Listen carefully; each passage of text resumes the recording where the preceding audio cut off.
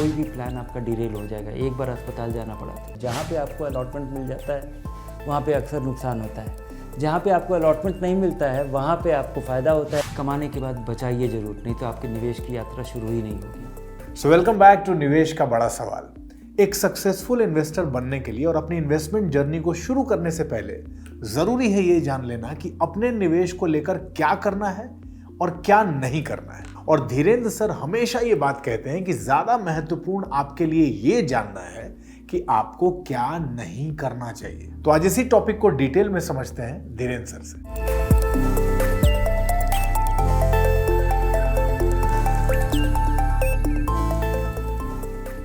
तो सर आज सबसे पहले हम लोगों को ये बता दीजिए कि क्या क्या नहीं करना चाहिए एक निवेशक को।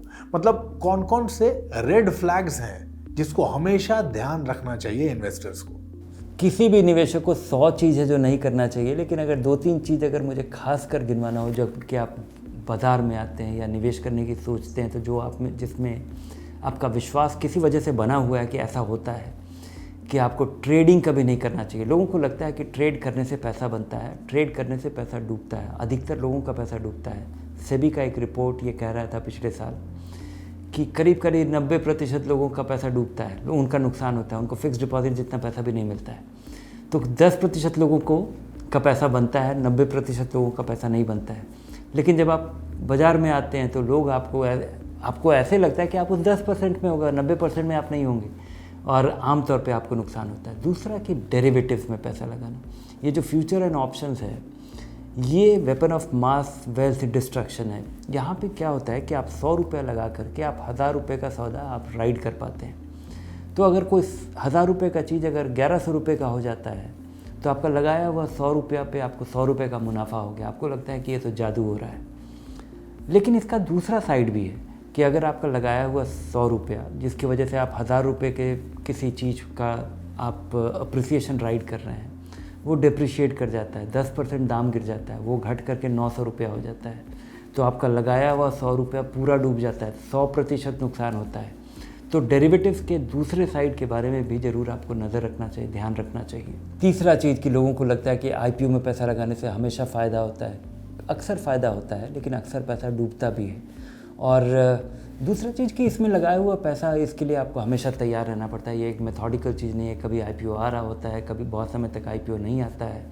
खासकर जब IPO नहीं आता है उस समय वो अच्छा समय रहता है अगर IPO आए और आप पैसा लगाएं, क्योंकि जब बाज़ार फेवरेबल नहीं होता है तब IPO आता नहीं है। जब बाज़ार काफ़ी चल पड़ता है, लगता है लोग आसानी से पैसा लगाएंगे, तब आता है जो कि आपके लिए फेवरेबल नहीं होता है। उसके अलावा IPO में लगाया हुआ पैसा हमेशा आपको फ़ायदा नहीं होता है। जहाँ पे आपको अलॉटमेंट मिल जाता है वहाँ पे अक्सर नुकसान होता है।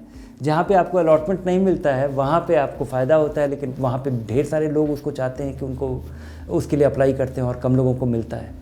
तो ये 2-3 चीज़ से बचना चाहिए। पर और भी ढेर सारी चीज़ें हैं। सबसे पहले तो कि too good to be true.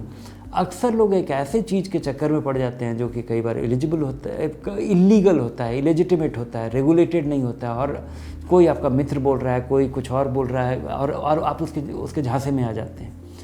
तो सबसे पहले तो अगर कोई चीज़ too good to be true है तो वो सच नहीं होगा, ये मान के आपको चलना चाहिए।